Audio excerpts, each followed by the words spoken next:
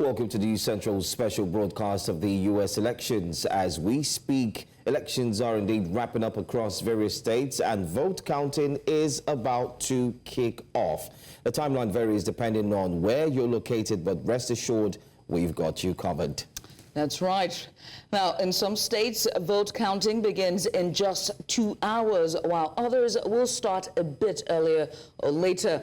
Well, don't worry, we'll keep you updated every step of the way. Well, to give you a better idea, some states like Alaska can start counting ballots 7 days before Election Day, while others like Connecticut allow local registrars to decide when to begin counting. Our team is indeed monitoring the progress nationwide, and don't forget we do have our international correspondent, Afia Hagen, who also joined us to give us bit-by-bit updates.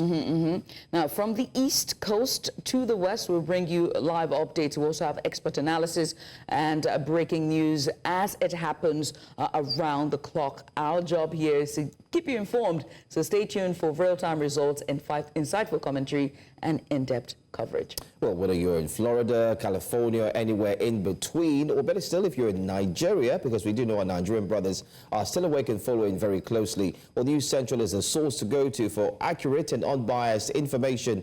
In short, we are committed to keeping you informed, whether it's news locally or, of course, international. Well, I would say sit back or grab yourself a cup of coffee, because it's going to be quite a long night. And let's navigate this exciting election night together.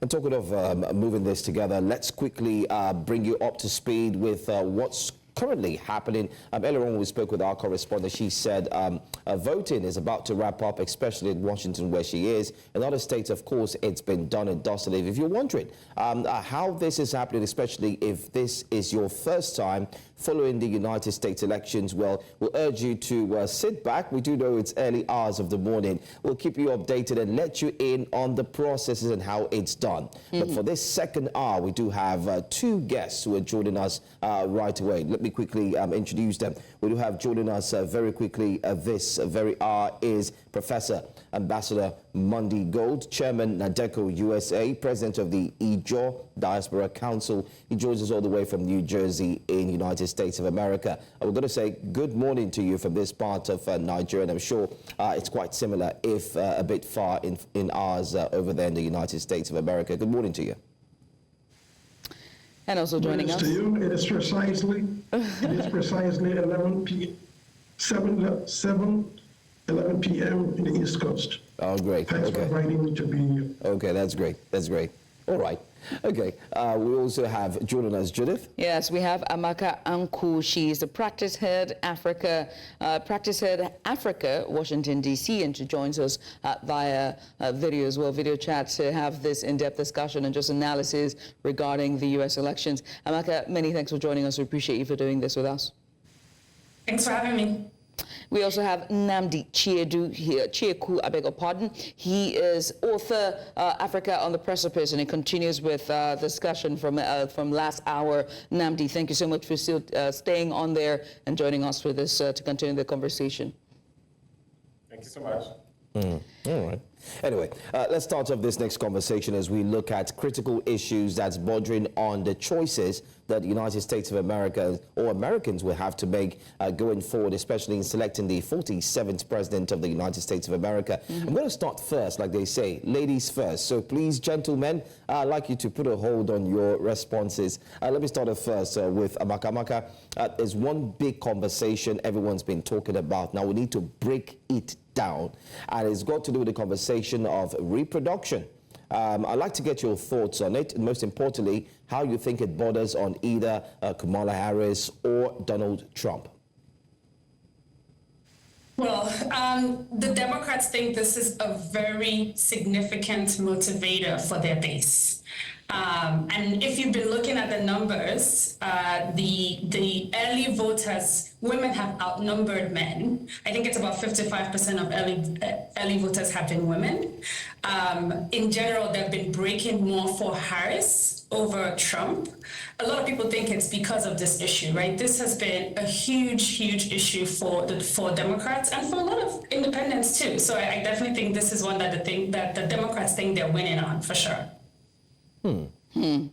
Now, we understand currently that, just a bit of information here coming in, we understand that Vice President Harris has just won Vermont, while the former President, Donald Trump, has secured both Indiana and Kentucky. Now, so far, so good. Other states where polls are closed, the presidential race in South Carolina, Virginia, and, of course, battleground Georgia is too early to call at this time. Just a bit of information for our viewers. Well, let's come back to the conversation on regarding reproductive rights, which is very, very crucial and on the tickets, especially for women. And we can see just at the latter end of the campaign, we saw more women rallying and understanding what was crucial in terms of reproductive rights. But other things that was on the ballot as well was economy, healthcare, and most importantly, immigrations was also very heavy on the ballots, and that has been discussed. Plus, the Israel-Gaza war, the Middle East conflict, has been something that has continually had both sides, sort of titter around but not really give their full policy on it. But let me come to our second guest here, Professor Modi Gold, and ask you, first of all, with the economy, which is one of the key issues here that's being discussed, who do you think has a stronger policy when it comes to just steering the nation forward for the next 4 years? Well, certainly the answer is obvious. Kamala Harris, the Vice President Kamala Harris, she has a policy to take care of economic issues in the United States. For Donald Trump, he does not have one. He has said repeatedly that he simply has the concept. Now, quite a number of people are not conversant with what the current administration, the Biden administration, has been able to put together. As someone that went to school in the United States, I know the value, the issues surrounding student loan. And Biden has given Americans billions of dollars to write off their students' loan. As we speak, the gas price is down. As we speak, the inflation rate is down. Unemployment rate is up. So individuals tend to look at what they can buy from the supermarket. But when you come to the major issues in economic issues, I believe wholeheartedly that Kamala Harris is doing far better, and I'm sure she will have, our policy will uplift the average American, the middle class, far better than Donald Trump. Far better. But you've talked about Donald Trump. Is it because Donald Trump has a very stringent immigration policy, which he has said once he gets in, he's not going to hold back, he's going to throw it all out? Is that the reason? Back to you, Ambassador.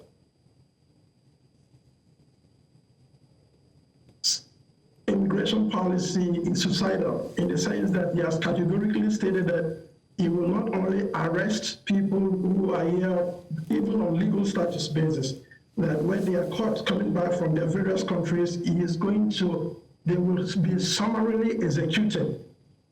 So, I mean, he doesn't have an immigration policy. He promised us that he was going to build a fence in the West Coast, that Mexico is going to pay for it. It didn't happen. So let's be serious. Donald Trump the American presidency is not for entertainment. And most of the things he has said so far is about fun and trying to run away from incarceration. For us, he's a criminal because he has been convicted. For us, he has failed. And if he has filed for bankruptcy 6 times, the evidence shows that he's incapable of leading America through. So back to the immigration. He does not have a cogent. He is the one that divided families, arresting children, arresting their parents, and turned around and separated them. And so Donald Trump's immigration policy is not for the overall interest of the United States. He's taking us back to 1961, and I don't think we should go back. I mean, let me come to you, Nnamdi, right? If there's one thing that is certain is that you've been talking a lot about his policy regarding, the Black African diaspora and basically what it means to be Black in America. One of Donald Trump's policies, or rather, one of the things that his rhetoric has spewed during the last elections has garnered some level of hate, very public, the statements that he's made or statements that have been made during his rallies, calling Puerto Rico an island of garbage. And we saw that the Project 25, correct me if I'm wrong, as it calls for the stop and, frisk for black and brown people, right? And there's so much that is at stake for African Americans, black Americans, and black and brown people if he's elected into, if he wins this election, right? And so I'm going to ask you whether or not, because we've seen when they say the African Americans, the men on the other side, they seem to not want to vote for Kamala Harris. They want to vote for Donald Trump because they don't see her policies being strong. Is that the case, or is it just part of the rhetoric for Donald Trump?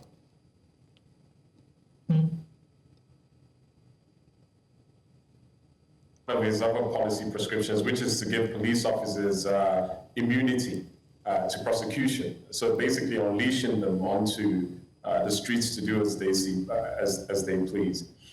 Before I delve into this question, I think it's important to give a context of really what's happening in the United States. Why do we have this divide where it seems that one side, you have 50% of the country that is on one side and another 50% that is on another side? And why is it that Donald Trump seems to be very vocal about immigrants, immigration? He's talked about presiding over the largest mass deportation that the U.S. has seen, to the tune of 15 million if he can manage it, and so on. The context is this. There is a sort of battle of civilizations happening in the United States of America. What European Americans face, and European Americans, a lot of them heavily sided on Donald Trump's side, is that within the next 10 to 20 years, there's going to be a significant demographic shift in the United States, where for the first time in the history of the country, European Americans, white Americans, will become the minority in this country. They realize that, they know that, and that is why they are very vociferous about this abortion, because statistics are showing that white women statistically have more abortions than women from other racial groups, right? And so European Americans have a keen sense of this, and they've made it very clear that they are going to do whatever it takes to stop this, in their eyes, shift in terms of demographic power, in terms of potential economic power, in terms of potential political power, to become a minority in this country. And Donald Trump has been the embodiment of that resistance, the embodiment of continued white supremacy in the United States of America. And this is the reason why the man can do anything. Like you said, he can shoot somebody on Fifth Avenue, like you said, and he'll still have his supporters. Because at the end of the day, the best context under which to understand what's happening in the United States is that it is a battle of civilizations, it is a battle of land and conquest. And Donald Trump represents the old guard. He represents European Americans who want to ensure that they maintain power and supremacy in the United States. And they are willing to go to any lengths and willing to do anything to maintain that.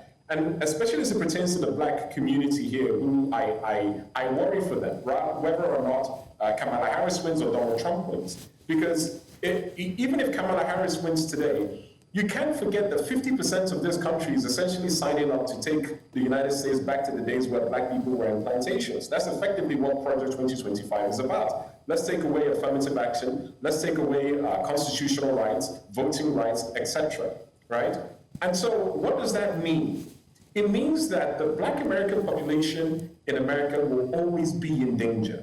That white supremacy is a disease. It's a chronic disease that doesn't go away. And given the right circumstances, given the right agitator, catalyst like Donald Trump, it will come back.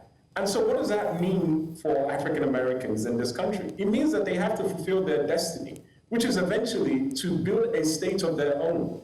This idea that African Americans can get equity, justice, and well-being under a state that was never constructed to deliver that is completely misguided. And we've been waiting for 200 years since the Emancipation Proclamation for this society, this just society that America is supposed to be. And it's never achieved that, and it never will. It never will, because we have to remember that in the Constitution, that African Americans are considered 3/4 of a person. And even though they've amended that Constitution, it's like putting plaster on an open wound. And so we have to realize that if Kamala Harris wins, it buys African Americans time to mobilize themselves to find a new solution, because she and the Democratic Party are not a solution. Certainly Donald Trump and the Republican Party is not a solution. And so the African American community has reached a point of political, economic, and even territorial maturity that they need to start finding a third solution, which I believe is to actually build a state of their own. Because in a state that is not constructed for your well-being, you have two choices. It's either revolution, you take it down, the same way actually European Americans did with the British monarchy when they won their independence, or you create a sphere of power, an institution of your own, which I believe is the road to least resistance and the way that they should go. So I think it's important to provide that context so we understand where these noises are coming from. Why is it that Donald Trump and his supporters are so vociferous about immigration and deportation and about abortion? Because at the end of the day, it's the battle of civilizations playing out in America, and Americans have made it very clear. There are two spaces for all other minorities, especially Black people in America: subjugation or annihilation. And it's important to understand that. Those are strong words, by the way, subjugation or annihilation. And I'm sure every Black person who's actually out there to vote would possibly be thinking of either these words, or could be led astray to make a decision that possibly could come back haunting them. Let me go back to you, Amaka. I know we've talked about the reproductive rights and the likes, but I also like you to quickly speak on what the situation currently is, especially for women. We did see Oprah Winfrey and the likes of other female women celebrities who came out, not just women, of course, men, but it's been a case of others saying it's gender specific, hence why you'd have more women come out to vote. Can you share your thoughts on the possibility of having not just the females who are coming out to vote for Kamala Harris, but also having more men, regardless of what Barack Obama had said, which the men felt was a bit too harsh? Yeah, I mean, look, I don't think Kamala Harris will not become the next president of the United States if only women vote for her, right? She absolutely needs a significant chunk of American men and women to vote for her. But I do think that they think, Kamala's camp and the Democrats think that the advantage they have amongst women, typically women tend to vote more. They have tended to vote early. And in this case, they are tending to lean Democratic. And so the Democrats think that this is an advantage for them. And, you know, like we were saying earlier, the fact that there are a lot of people who are afraid of Donald Trump potentially restricting abortion rights for women. And, you know, this election has been cast in terms of freedom over your body, freedom over, you know, for all, you know, freedom for immigrants, freedom over rights and all those things. You know, that's something that has been particularly appealing and resonating for women. But again, this is not, I think that they have also really tried to reach out to men as well in the campaign. I mean, Amaka, in reaching out, first of all, I must apologize. I got your designation wrong. It's Africa Practice Head at Eurasia Group. Amaka, apologies for getting that designation wrong. But let me come to Professor Modi Gold. In terms of, you know, voter turnout, one of the key things, let's talk about social media, right? And the role it played and the influence it played during this election, or just the campaigning leading down to the election, as well as what it did for the younger generation, not just the Gen Zs as well, but also TikTok and, most importantly, X, when it comes to disinformation, misinformation, and garnering voters, not just men and women, but the younger generation to get involved and vote? Well, thank you. First of all, the internet generation, the internet has created various opportunities and challenges as well. Today, it's on record that Russia called, you know, there was a bomb threat in Atlanta, Georgia, in some of the polling units, and the record shows that the call came from Russia. So those are some of the challenges. And now the former president, Donald Trump, was involved in some sexual indiscretions. And that alone would have made it impossible for him to become the president, but it was suppressed. He brought the lady over, and the information was concealed. Now it was brought to the limelight of those who are using TikTok, and it was the younger generation that have never voted, and this is their first time of voting, saw that tape, the video, and they were not happy with Donald Trump. And the information dissemination is so rapid that misinformation also goes around extremely rapidly as well. So what is happening now is that individuals are far more informed. Today we are having this conversation, those of you in Nigeria and I'm in the United States, we're having this conversation because of the power of technology. And I believe that because of the power of technology, Kamala Harris is favored to win. The individual celebrities that have endorsed her, from Lopez to Magic Johnson, Oprah Winfrey, and all that, there's large followership in each of these platforms you have mentioned, will determine who is going to be the president, the 61st president of the United States. Or this is the 60th election, the 47th president of the United States. So the long and short of what I want to say is that, yes, it will have an impact. The younger generation is more involved in this election than any other election in the history of the United States, and it shall continue to be that way. Nnamdi, do you want to respond to that regarding your social media and its influence on the demography that we see in the turnout for the elections? Yeah, in terms of social media is a pivotal aspect of information dissemination as far as the election is concerned, and it has its pros and cons.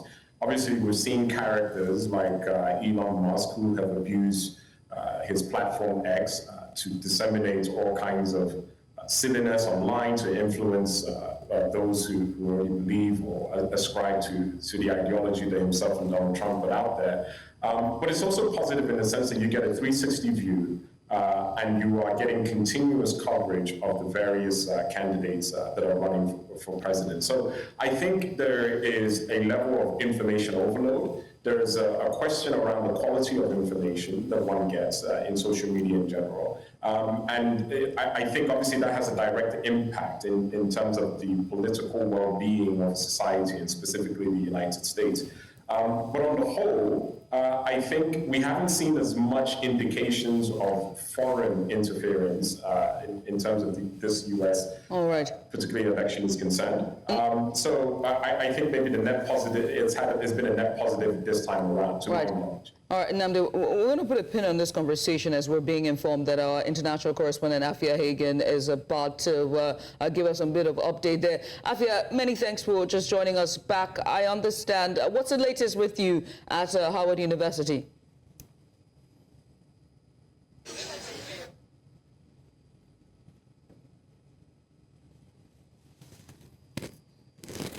We are here outside Howard University, this historically black university at Washington, D.C. And of course, this is the alma mater of Kamala Harris. She studied political science here in 1982, and she is the first candidate in an election to hold a watch party, a rally, so to speak, at this historic university. And I am joined here by someone who has come to enjoy this watch party as thousands, and it will be thousands of people have. Zakai, it's really nice to have you with us. Thank you for joining us on News Central. What brings you here this evening? So I'm a multimedia journalism major at Morgan State University. We were sent out here, me and another reporter, as well as 2 student producers, in order to cover the story about history being made tonight. So it's really exciting. Isn't it so monumental, actually, that she is having this rally at a university, at her university, at a historically black university? It's so monumental. We're also excited, especially me I'm going to be an HBCU graduate soon, so seeing someone that looks like me, coming from the same background as me, is really exciting, and I'm sure many other women out there that attended HBCUs and maybe even following in her footsteps feel the same way. Now, this election has been hugely divisive, across the country. Race class, male, female. How do you think America has been affected by this election? If we weren't divided before, I think we're definitely divided even more now. I feel like between social media, AI, and many different things that are going on and different perspectives on this election, I feel like there is a really big divide between us, and depending on the results tonight, hopefully we can come together and be all together for once, but if not, I can see this going really bad tonight, but you know, we're gonna have to just wait and see. Who do you think is going to win? I'm not sure. It's looking really close from what I've seen so far. I know that Kamala is currently up in popular votes, so fingers crossed. I'm not going to say who exactly I'm going for, but I'm sure you can probably tell anyway. It's okay. Thank you so very much for joining us.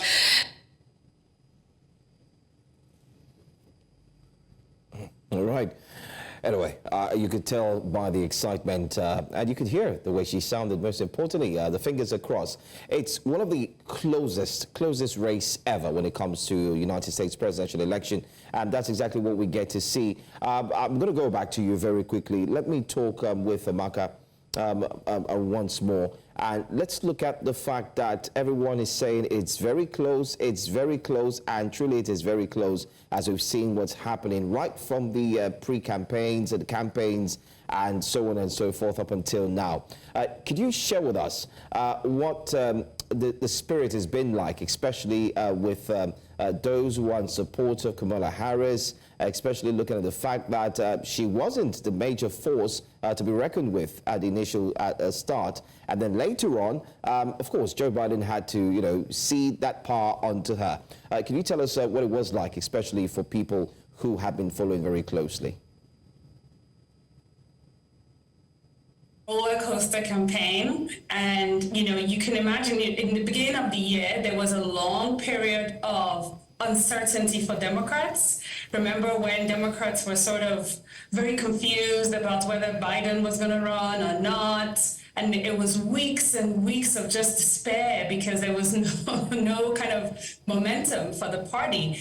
And in retrospect, counterintuitively, that sort of long period of indecisiveness from Joe Biden about whether he was going to drop out or not actually ended up helping Kamala Harris, in my view, because I do not think she would have had the kind of momentum she had if the Democratic Party hadn't gone through that very long period of just frustration, because they really needed that sort of, burst of fresh air and just to be able to move on. And that was part of why everybody, so many people very quickly endorsed her. They wanted to close a chapter on, who's going to be the candidate or not, and they wanted to move on. And she has ridden that momentum since, right? And I think people think she is closing with a lot of momentum. But to be clear, like you said, this is a very tight race. And I just wanted to give you guys some context. I work for a company called Eurasia Group. We're a global political risk analysis firm. We call elections for a living. This is what we do. We call a lot of elections. We do a lot of predictive analysis. Internally, we have the people who work at the firm, we have an internal prediction model where the employees are calling it for Harris 60-40, 60 for Harris, 40 for Trump. But our firm call, right, our actual formal call, our US team is calling it for Trump, 55-45. And so that just, gives you just how close this race is, right up to the last minute. But I do think that Kamala seems to be ending with the momentum at the moment. Nnamdi, one of the things that was on, that's one of the crucial issues on the ballot is immigrations, right? And Donald has been very, very tight about it, stringent about it. I'm going to use Joe's term. They're very stringent about it. He's closing the border. He is deporting those who are not supposed to be there on day one. He's called Puerto Rico a territory of the U.S. a garbage, an island. I mean, he didn't say that particularly, but those are statements made during his rally. And every single Trumper or supporter of Trump has said that immigration is such a big issue for them. And so from the outside looking in, just paint a picture. How dire is truly the immigration issues in the U.S.? Are people just flying through the border just like that? Because I know, I mean, from what we know, trying to even apply for a visa a year, you have to wait how many months, Joe? Long time. A very long time. There you go. For the sake of credibility, that I don't live close to the border, so I can't give you an experiential feedback as far as how bad the situation is in the U.S. border. But we know anecdotally that American immigration and what's happening at the border in terms of influx of illegal immigrants and asylum seekers is a tough situation. It's been tough to manage. But the interesting thing is Donald Trump and the Republicans had an opportunity to fix this. There was a bill in U.S. Congress, one of the strictest immigration bills, a bipartisan bill, that was put on the table. And Donald Trump told the Republicans not to sign it and not to go with it because he wanted immigration to continue to be an election issue that he could run on. So it shows you that the man is not serious, really, when it comes to immigration. And really, it puts up questions in terms of his integrity and in terms of his political calculus. But again, the messaging of the biggest mass, he's been selling this idea of the biggest mass deportation the country has ever seen.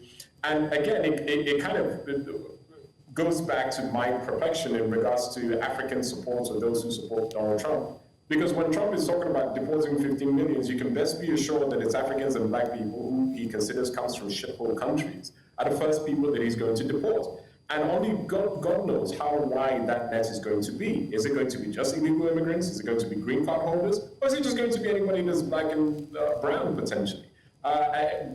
Donald Trump potentially has carte blanche, right? This is a man that on the campaign trail that has said that if you vote for me this time, and he said this to a bunch of Christian evangelicals, you vote for me this time, you never have to vote again. It shows a man that is trying to institute his rule and the rule of his MAGA followers beyond his administration and long term. And if that happens, then that means that they are going to begin to redress the demographic composition of the United States of America. We, Africans and black people, are going to be net losers on that, because if you think about the amount of us that send remittances back home, that's going to be a problem, that's going to be an issue. Domestically, such a mass deportation potentially leads to high inflation. All the folks who occupy different rungs of the economy are going to be potentially harmed by that. Families are going to be destroyed. And what is that going to do to the US economy? So in sum, whether it's immigration or the stance of abortion or the cocktail of various policy descriptions that Donald Trump talks about. And by the way, I want to include the 100% tariffs that he's going to put on foreign goods, right? So it's not as if Africa exports that much to America, but the much that we do export to America, he's going to put tariffs on them. So on the whole, you look at the cocktail of policy prescriptions, it doesn't look good domestically, I don't think, from a socioeconomic standpoint. And then also from an African and black standpoint, it certainly doesn't make sense. And this is why, again, this is a tragedy when you see Africans and people of African descent supporting Trump. Now, I do want to say, to give a sense of objectivity and balance, that when it comes to Kamala Harris, from a domestic policy standpoint, she has anchored a lot on talking about the economy. And that's been the common string between both candidates. And I find that problematic. Why do I find that problematic? In America today, you have opioid crisis.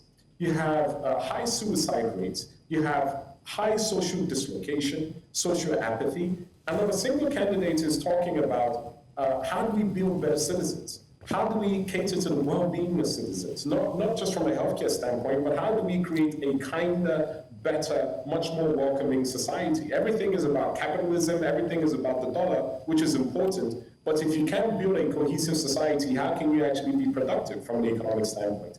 And I think that's been a failure on both Trump's side and Kamala Harris's side, which is this hyper-focus on the economy and money and profit. Let's focus on how do we build better human beings and a better society. All right. Well, Nnamdi, many thanks for that. Let me come to Professor Mondi Gold and also get your reaction regarding immigrations. How dire is the situation? And do you toe the same line of Nnamdi's submission?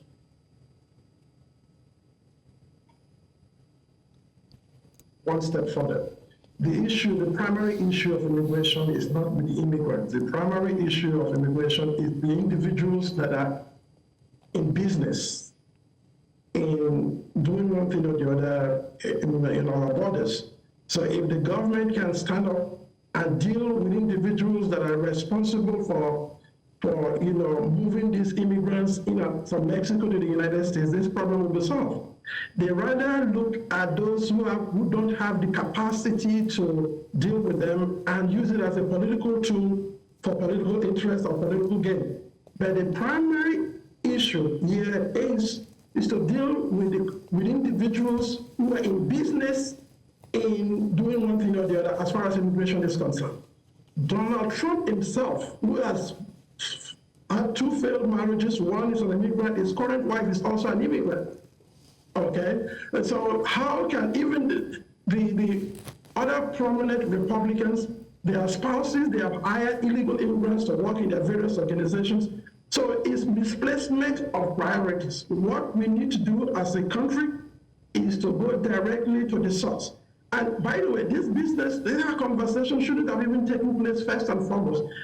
If the government of the current administration has taking decisive steps as it relates to January 6th, because all the activities surrounding Donald Trump is anti-American.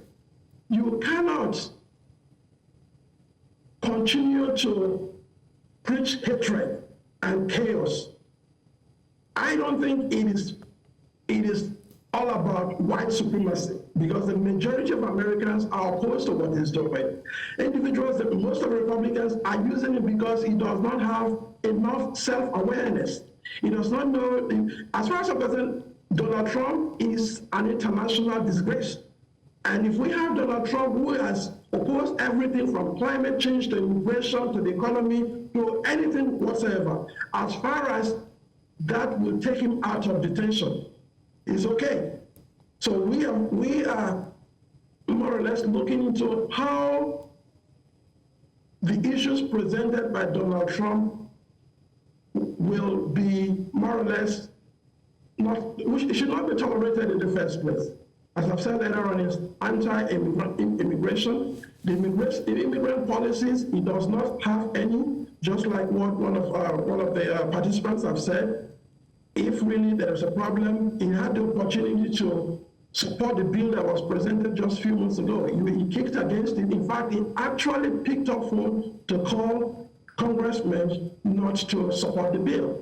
So it's about personal interest. That's what I have to say, because Trump itself has so much interest in immigrants.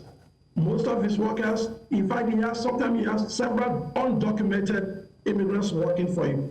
And the record shows that the United States was built by immigrants. And the United States, as far as some of us are concerned, cannot survive without the presence of immigrants. And you can take a look at most of the chief executive officers in the various Fortune 500 companies, and the record shows that most of them are immigrants.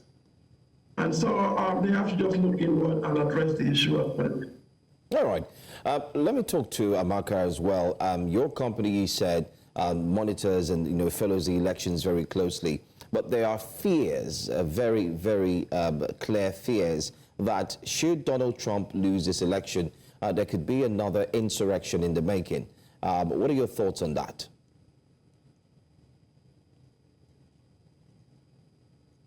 For sure. But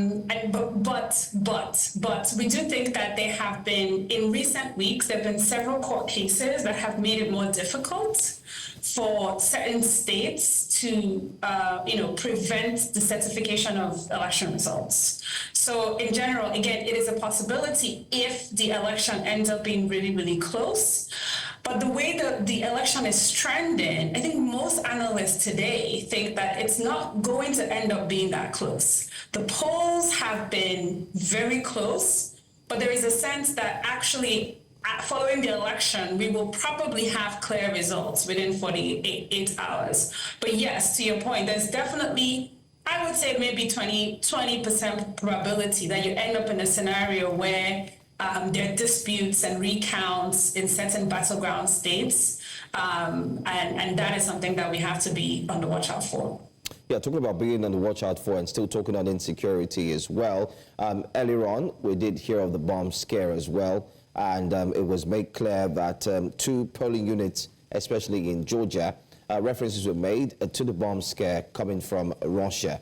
We're looking at this, and America is seen as the citadel of democracy. Ordinarily, nobody would expect that such thing like a bomb scare, insecurity, and so on would be mentioned in an election. But then again, doesn't this point to the fact that it's going to be dire, the consequences, especially at the end of this election? Could we see more dire consequences that would come up? I'm still going to go back to you, Amaka, before I throw the same question to our other guest, Ambassador Mondi.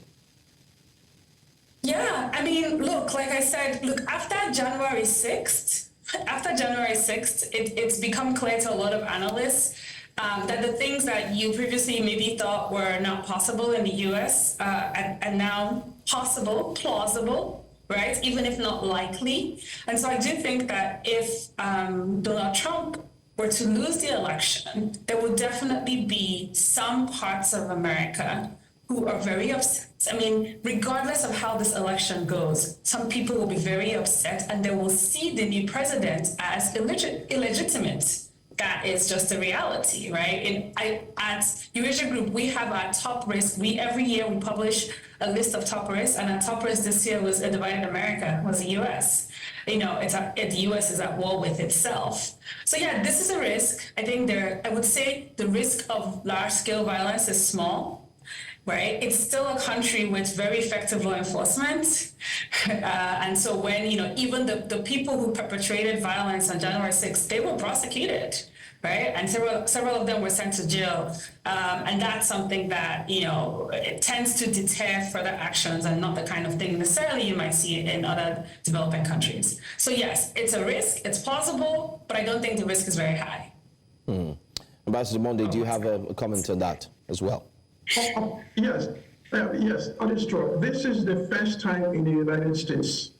First of all, I want to put in a record that insurrection will not be possible again. This is precisely because this is the first time in the United States presidential election where drones, panic buttons, and of course, snipers have been deployed.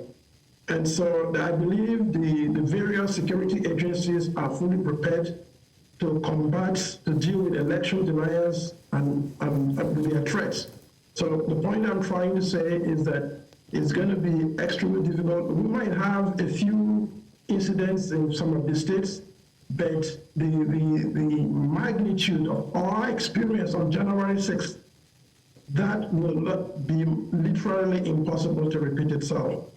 Our United States is not prepared, as far as some of us have been informed, I've seen, is not prepared to go through the crisis that we went through on January 6th. It is a bad reflection in the U.S., and I believe all resources are in place to deal with such tyrants. Thank you. Let me come to you, Amaka, and I have to ask, popularity, does it win elections? Because we know that Kamala Harris won the popular vote for this election cycle. And I'm looking at the live updates here for the elections, and we can see that Donald is leading with 23 electoral votes. He's almost at 7 million votes with 55.3%, very closely followed by Harris here with almost 5.5 million votes. Now it's now 5.6 million votes at 43.6%. With just 3 electoral votes. Now, I must say that it's still too early to call. Some states have not been announced yet, but Trump has now won Indiana, Kentucky, West Virginia, Indianapolis, and Ohio. All of the states are, of course, GOPs. They're all Republican states. They're all red states. But one has to ask, for this election, and given 2016, how the popular contestant did not win the election cycle, but we saw that differently for 2020. Do we see this happening for by any chance, a slim chance? Do we see it happening for Kamala? There's always a chance. There's always a chance in America that the person who wins the popular votes won't win the election because of the way the system is designed. So yeah, I mean, a lot of the states that you were calling out, so far it's been the partisan states, right? The red states are going to vote for Trump. Blue states are going to vote for Harris. The key state to watch is North Carolina. They're one of the early counters where we should be getting the count pretty soon. If Harris wins North Carolina, she becomes an early favorite to win. If she wins North Carolina and she wins Georgia, she's almost certain to win the White House, right? So those two states, they count early, and there will be a bellwether for how some of the sort of other similar states demographically look like. Iowa is also one to watch because Iowa is sort of, rural white. And so if that votes for Harris, it could also be a bellwether for how other rural white states are going to vote. Those are kind of the demographics that she has proven to be more weak in than Harris, than Trump, right? So I would say those are the key states to watch. North Carolina, Georgia tonight, and then of course Pennsylvania. It'll be very difficult for Trump to win the White House if he doesn't win Pennsylvania. That's a huge battleground state, and then Wisconsin and some of the others. But North Carolina and Georgia, we should know tonight. So those will be the first ones to watch. Well, all eyes are definitely on Pennsylvania. I want to say thank you to you, Amaka, for doing this with us. Amaka Anku, she is the Africa Practice Head at Eurasia Group, just giving us insight there on the states to watch. And those are the swing states for the election. Also joining us was Professor Monday Gold. He is, let me see now so I get this right and I don't screw up your designation, Professor Ambassador Monday Gold. He's the chairman, NADECO USA, president of the Ijaw Diaspora Council, New Jersey, USA. Many thanks, gentlemen and lady. Thank you. Thank you very much. Thank you. All right. Anyway, it's been a fruitful conversation. We're still ongoing, and we still have more hours to go to bring to you every single thing you need to know about the United States elections. And in case you're wondering, what does this portend for Africa? Well, a lot. We had that in the first hour, a bit of it in the second hour. We're going to have more of that in the third hour. In the meantime, Donald Trump has put out a video on X, formerly known as Twitter. And guess what he's saying? Take a look. We're doing really well. If you're in line, stay in line. Don't let them take you off that line. Vote. Stay on the line. They can't do anything about it. And vote. We're going to win it big. Thank you. And there you have it. He says, stay in line. Don't let them take you out of that line. We're going to win it big. And much more like encouraging you to keep voting and do what you need to do. But then again, you did ask a vital question. Does popularity win it? Well, like in the previous ones, we've seen that it really doesn't cut it because, and don't forget, you do have the Electoral College who would make the final major decision because that's how the United States elections works. Anyway, we'll go for a quick break. When we do come back, we'll take you through another hour of conversations around the United States elections. A full cycle it is, and we're here with you all through till tomorrow when it's bright, and also till when it's late. So we're counting out all through. There's no break. We're here all through. Stay with us. Don't go anywhere. We'll be back.